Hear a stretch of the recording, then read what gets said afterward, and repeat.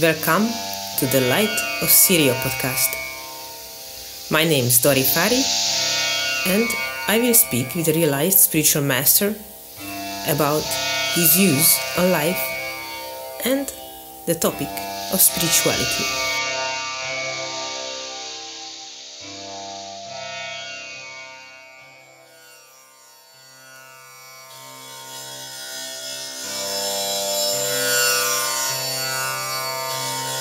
Hazur Maharaj Sanji, you're my Sadgurus, I bow down to you.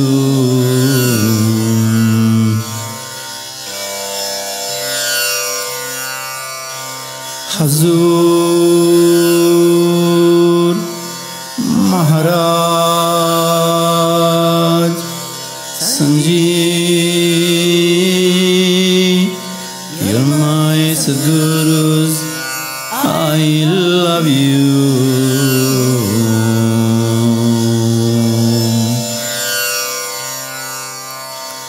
Hazur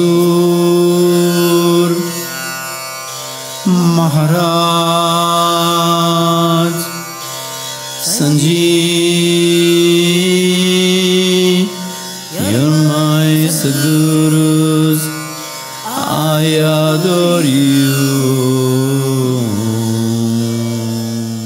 So we are back now from a short summer break, which we had to introduce because we had an intensive summer meditation retreat here in the Sant Bani Ashram with Master Sirio, and it was just impossible to fit into the schedule to come out with a new episode of this podcast, which we happily do now. And before saying anything, I would like to welcome you, dear Master, here with me. Thank you. And before going into this episode, I would like to announce that soon, as time passes so quick, so it's very soon, we are going to have the intensive autumn meditation retreat in the Sant Bani Ashram from the 27th of October to the 1st of November.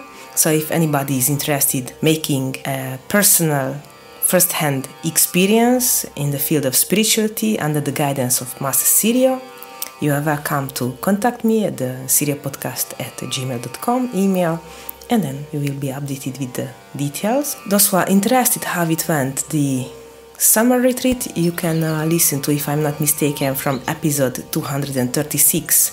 You can follow all the guided meditations on the Daily Guidance Meditation podcast, which you can find on Spotify and all podcast directories. So it's from episode 236.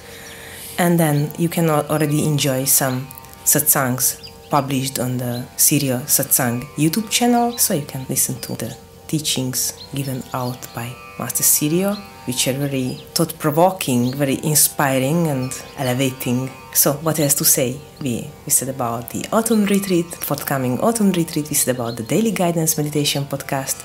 We mentioned about the Sirio Satsang YouTube channel to enjoy the satsangs. And then there is just one other thing to say, but still there is time, so I will mention again that if you haven't yet subscribed to the Sirius magazine, you can do it on the SirioSatsang.com website. It's for free. You can download it in PDF, or if you want a paperback copy, you can just message me again at the siriopodcast@gmail.com and I can send you via post a copy. Next volume will come on the 1st of October. We all look forward to see it. Now, after saying all these things, dear Master, let's take the traveling in time and let's go back to the 90s, where we stopped the first episode of season 5. And now let's continue with this second episode. I think we were in 1980, 81, and you just mentioned in the previous episode how you bought this place, which is now the wonderful and magnificent Sant Bani Ashram in Tuscany, in Italy, where we are sitting also in this moment. You bought that place, I think, in 78 and came to live here in 79. Sanji told you to come to live here to prepare the place for his program, which happened in May of 1980. And you mentioned some details about this program. We just stopped there that the program was fantastic. And then again you went to see Sanji later on. Please tell us the happenings of after the program. So in the previous podcast, I talk about several things in general, not very much detailed, like program we had here in 1980 with Sanji. Also about buying this place, how I came to live here. Usually people think that when they cooperate with the master, when they do the master's work, things are going to be easy because master protection and everything will be smooth and you'll be happy in all possible ways. Like a fairy tale. Yes, like a fairy tale, kind of. But it's not like this because when you want to do something good, you'll be tested in all possible ways. When you want to work for uplifting some means by which you may uplift human beings, then you're going to face lots of difficulties.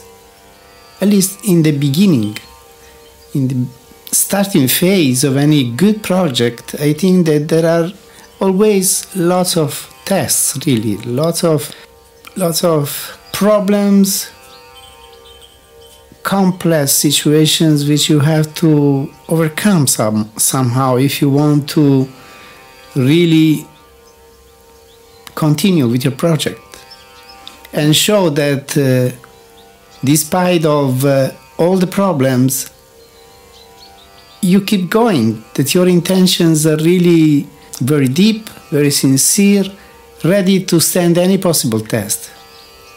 At least that's how it was for me. Well, I have an answer in my head for this, which I guess, but I just a little question I would like to ask. Why? Why is it that one has to face so many problems, difficulties and tests? Any upliftment, any raising above the common human condition is always met with tests, because you really have to show that you really mind about it, that's really the goal of your life, that you really want it by any means.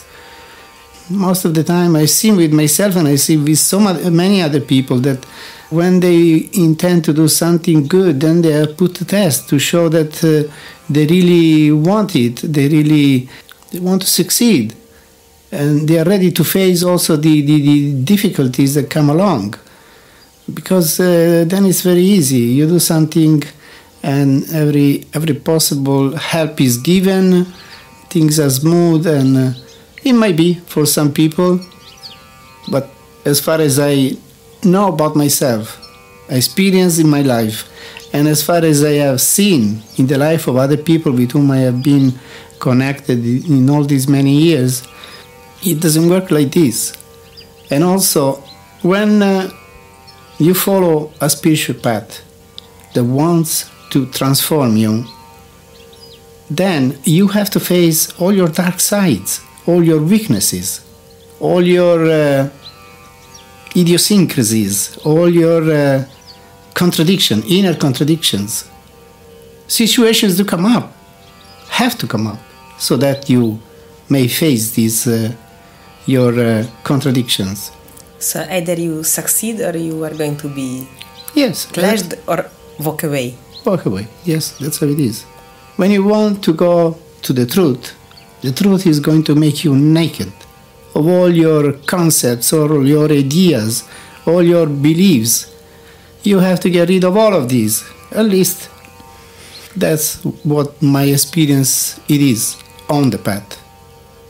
Anyway, that situation, buying this ashram, coming to live here in that very difficult situation, which was at the very beginning, for me was really a man-making, man-forming experience. Very tough, really.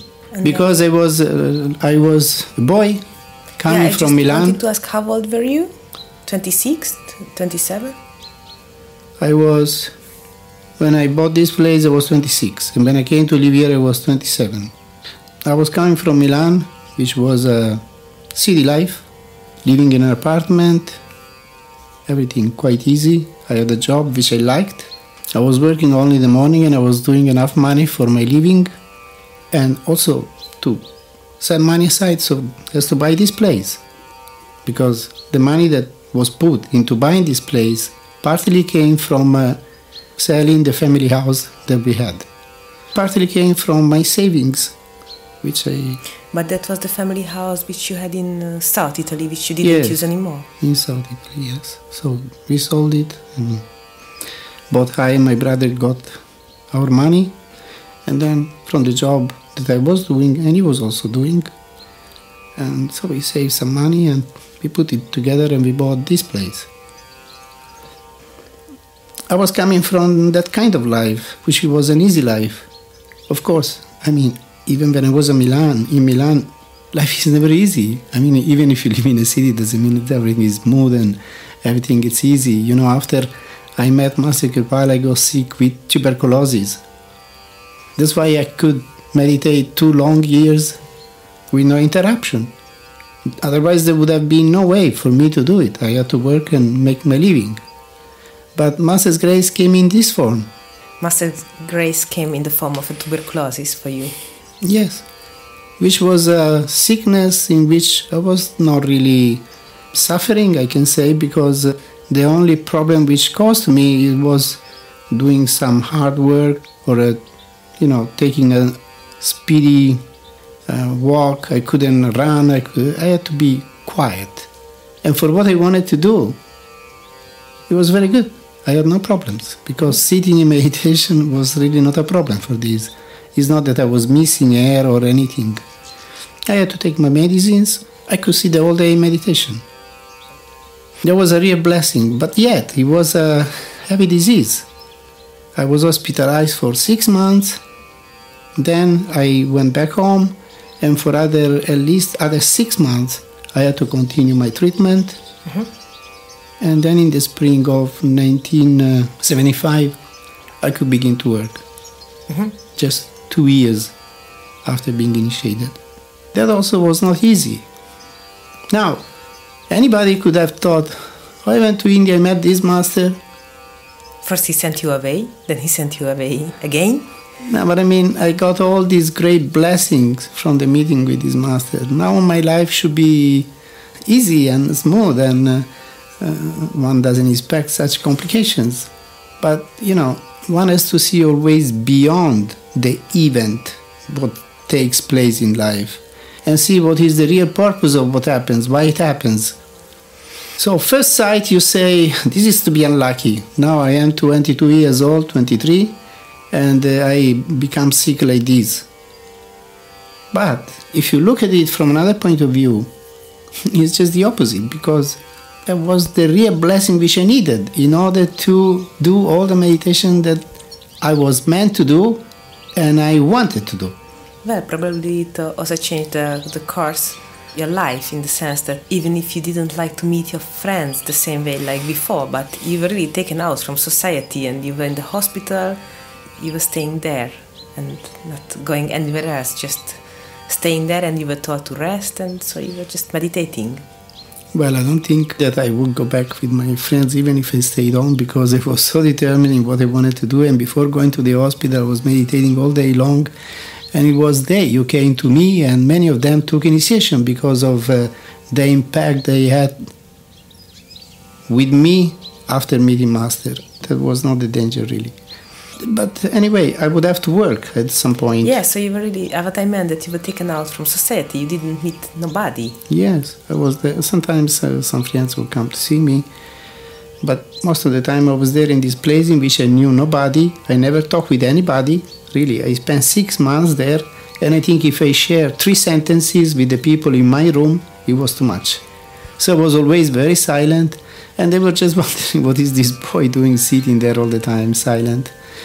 But anyway, they were also compelled to sit silent because they were sick, and they were also compelled to sit silent, quietly and hope to be fine at some point, to get rid of the sickness they had. Well, it's just a comment, and if anybody looks at you now, even if you have your age, you're 72 now, that no one would ever guess that at the age of 23 you had tuberculosis and so sick. Because anyone looks at you now, those who listen to you and never met you, they don't see you, but they might see some pictures on the internet that Master Sirio gives the impression of such a strong man, and I see with my eyes how you do these works around, and it's an incredible strength. Like I don't know, sometimes I feel like something, I don't know if it's the right expression in English, but something like the primordial power that is manifested in you. Like I saw you, then you begin to do works here, and physically, I mean also. So anyway, this is, I'm telling because I want to make people understand that don't expect that you come on a spiritual path and everything is going to be smooth. Because when you come to the spirit on a spiritual path, you come to be shaped, to be formed from, let's say, really a blade of grass prone to any shaking of the winds into a rock which can stand any hurricane and doesn't move. Sanji used to give this example of a oak, strong oak, which no wind, no storm can uproot. Yeah, I was also just, as you mentioned, the blade of grass, it appeared to me, like sometimes we see here the small tiny oaks being born. They are like just a tiny thing, like a blade of grass with 2 leaves. And then those things become a giant. But to become giant, they have to undergo storms and winds and snow and everything. So it is with us human beings. If you want to become a real man, a real human being, we have to face a lot. We have to face all our sicknesses, all our weaknesses, and win over and overcome and keep going. Nothing has to stop you. So my commitment was such that nothing could stop me, really. And I can say it now because that's how it has been. If you say something before something happens, then it might be true, might be not true. It may happen, it may not happen. But what I'm talking about, that has already happened since many, many years.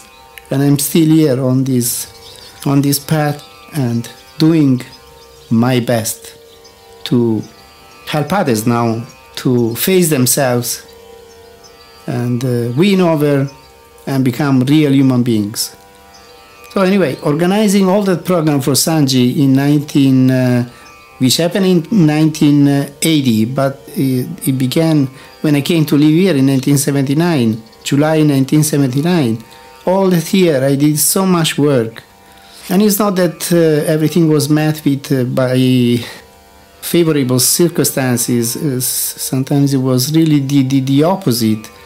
So I went through a lot, really, a lot of making and remaking. There was no water. You build a house, you restore a house, you have to make concrete, you have to make lots of materials which are needed and there was no water. I had to go walk 100 meters with 2 buckets below the hill, down the hill, and get the buckets and bring them up. You said that there was like a small cavity in which water gathered. So with a pick, you did dig a ditch where the water gathered. So that was like not even a well. That was like a pond, or I don't know how to say. There was a small spring which was on surface and you could see the water flowing. So there I dig 1 cubic meter ditch, and the water began gathering and became full. So I could go there and pick it up with these buckets. There was no pump, there was nothing in the beginning. Later on we made a well, a real well, and I fixed a pump so I could pump it up. But in the beginning I had to go with buckets and pick it up, and we were doing all this work on the house and lots of water was needed. Just doing the work of restoration of the house, it's a big, heavy something. Then you have to go pick up the water down there, and that makes it even more difficult. So anyway, for 1 year I went on like this. After being in India in 1979 with Sanji, which was a very wonderful time, because I went to Bombay, 8 days program, which was very, very blessed, really. And seeing Sanji in a different situation, because I had seen only in Rajasthan, and in Delhi. Now I saw him in Bombay dealing with hundreds of people, and I could see how competent he was in doing his work, how good he was at it, and he perfectly knew what to do. So I could see that he was really a competent master. So it was a new situation in which I could verify this master was really somebody who knew the path from A to Z. He was really competent person. Then with him we fly back to Delhi. I was sitting just behind him. Then I think he stayed in Delhi for a few days. At least one 2 days program, something was there. And then he went to Rajasthan. Then we waited for the group coming from the west to go to Rajasthan. How long did this stay in 79 last in India? It was some 40 days, I think. Mm-hmm. So I went because the group was in January, beginning of January or beginning of February, I don't remember now. Then I went to Rajasthan, and there was an 11-day program, which very was long. Yes, in the beginning there were 11 days. Very intense, really very blessed. Then I came back to Delhi. There also it was such incredible things happening. The very last night before I left, the next day I left to come back to Italy, but the last night I was in the hotel where I was staying, and I sat in meditation, and I had such a wonderful experience. I was really flooded with light, and I went into such a state of ecstasy which was just unbelievable. That put up the crown on top of your stay in India. Yes, it was the cherry on the cake, really. The crown of this whole experience which I had on that occasion in India. But it also was a very helping factor for what was to come. Because when I came back, then the real intense work began. Up to that point, I was working, but I wasn't working the whole day. I was going slowly, let's say. But then I got a builder here, and I had to support the builder in all the work which was to be done. Then it was a local builder, wasn't he? Yes, he was from Ribolla. And we did such an intense work together that in 5 months we were able to build 2 toilets, which didn't exist before, 2 toilets, and then rebuild the whole house, restaurate the whole house, which was a big work. I remember something which you told me once time ago, that when you came to live here, it was in July, and the weather was nice, and you began to work on the house, but then the autumn came, and the autumn rains, and that you made a nice, the first room for you, where you could stay, then the rain came, and it was raining in the house like a shower. And you said the next day you thought, oh, what to be done here, because the roof seemed good, but but was not. Was not. And then you said you climbed up on top of the roof and you tried to settle these. There are these Tuscan roofs, no, which I don't know how they are called in English. These kind of ceramics things which they put on top of the houses, but there is a way to put them to match and many them were together. broken, so we had to change them, and so the fight with this roof also began. Oh, yeah, that's a long story I know about. So it was a very, very intense work, really. I was because the builder was here for 8 hours, but I started before he came and I ended after he went. So I was working 10 to 12 hours per day. Anyway, we managed to do all this work, and so we also, I mostly, built this water system to get the water into the house so that these toilets could be functioning. And just the day before Sanji arrived, this water began flowing in the house, and the toilets must have been a very working. Emotional moment, you know, that carrying the water with the buckets is over. Yeah, it was a great relief. But also comparing that, you mentioned it came from the city, no, where it's so normal. Even in the streets there are these public taps that you open the water, or public wells, public toilets, everything. Everything, and that is just normal. It's strange if you open the tap and the water doesn't come. It's like... I think there was not even a tap. That's the thing. Yes. Then Sanji came and... At that time there was no electricity.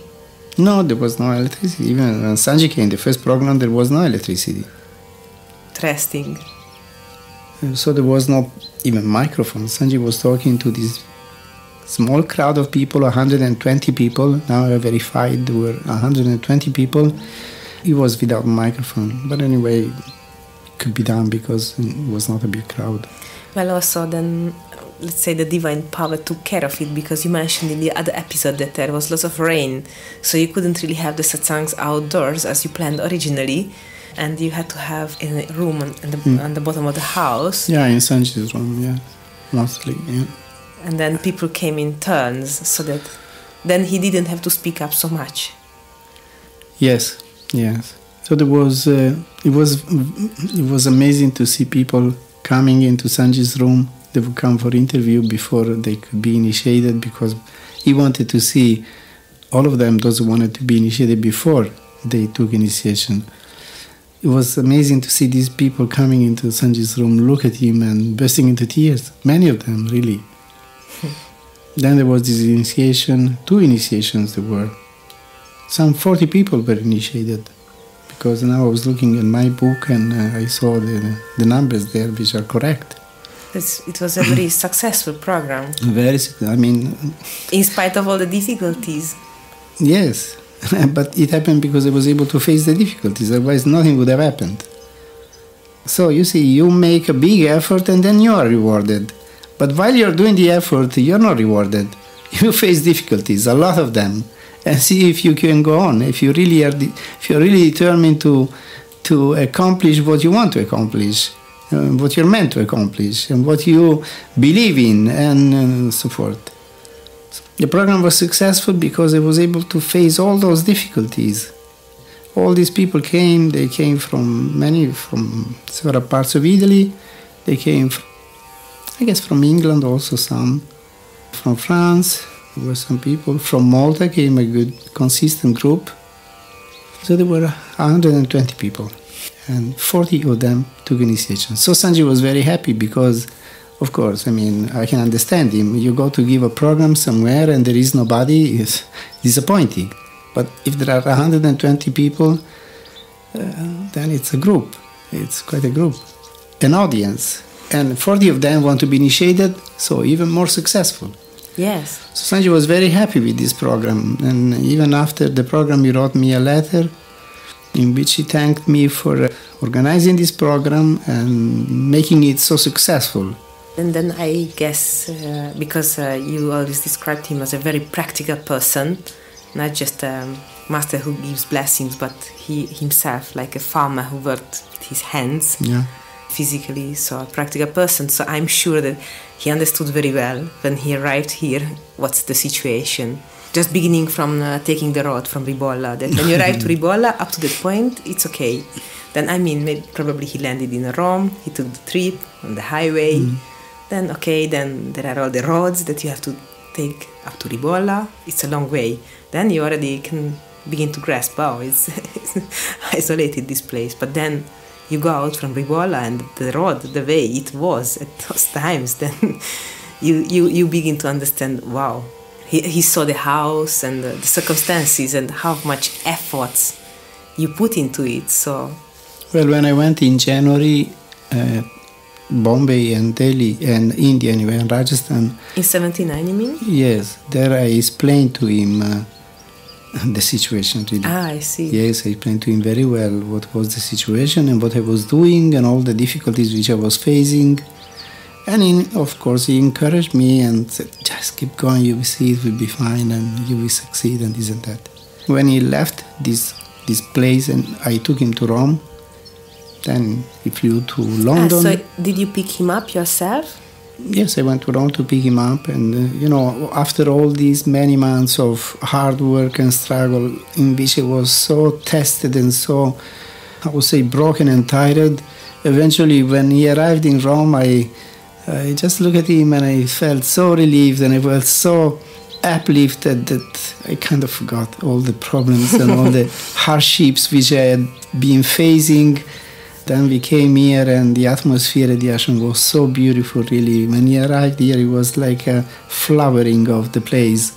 And such a beautiful, deep, profound and luminous atmosphere came up. And the whole program was like this, really, like being out of this world. Especially in May, when everything is so beautiful here. Yeah, that all the fields full of flowers. And the nature helps, yes, to make it beautiful. And then when I came back from Rome after he left, I came back here and I went into the room in which he was staying and I sat in meditation. It was like being in heaven, really. The room was not a room anymore. It was like heaven itself. So I sat there and I felt so blessed and I was so happy that this blessing came over this place, that he came and really changed this place forever. You mentioned that for 1 year you were not working, but working only on the house. So then did you begin to look for a job at that point? Because I mean, it was evident that you were living here and you were able to put the house into a condition as a habitat, or how to say, like a living... Habitable place. Habitable place, a place for living, and with bathroom and running water.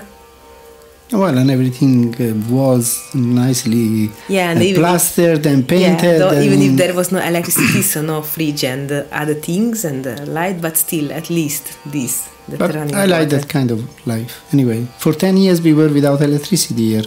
And I had a family and we didn't care. We like it. Well, people were living also before. I mean, it's not impossible to live without, but to have the water in the house anyway, it's nice. So then after this program, did you look for a job? Well, after this program, this was June when he left. Beginning of June, I went to Slovenia. I went to see Irena, which was the girl with whom I wanted to get married.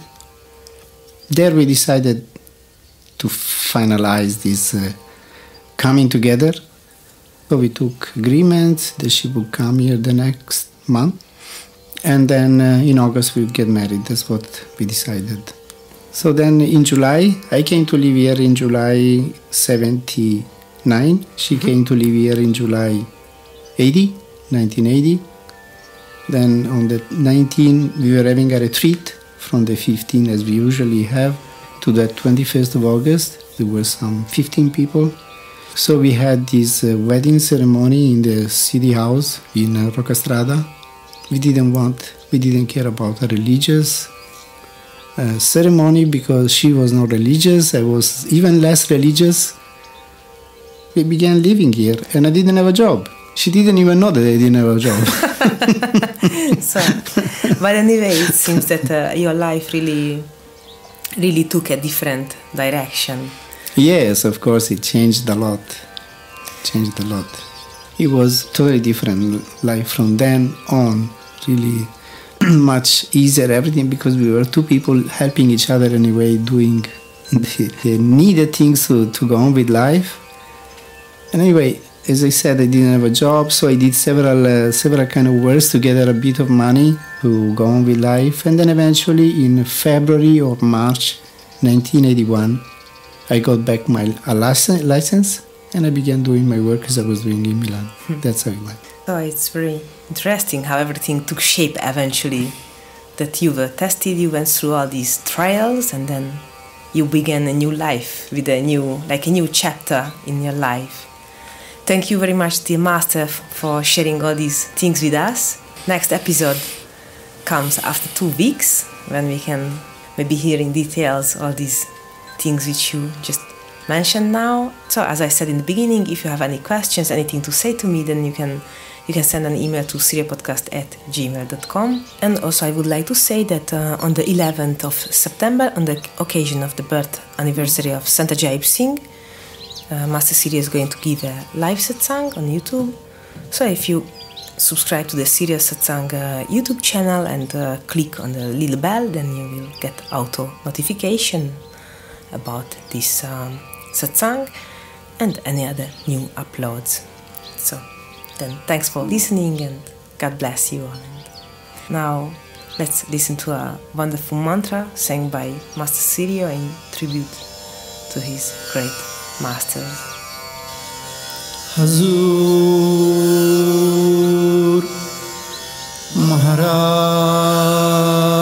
Maharaj Sanji,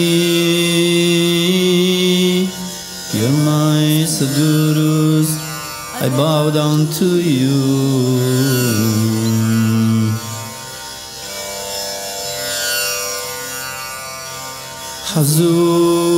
Hazur Maharaj Sanji, you're my Sadgurus, I love you.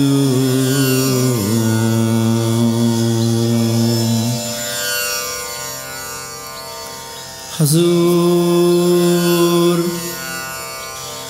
Maharaj Sanji,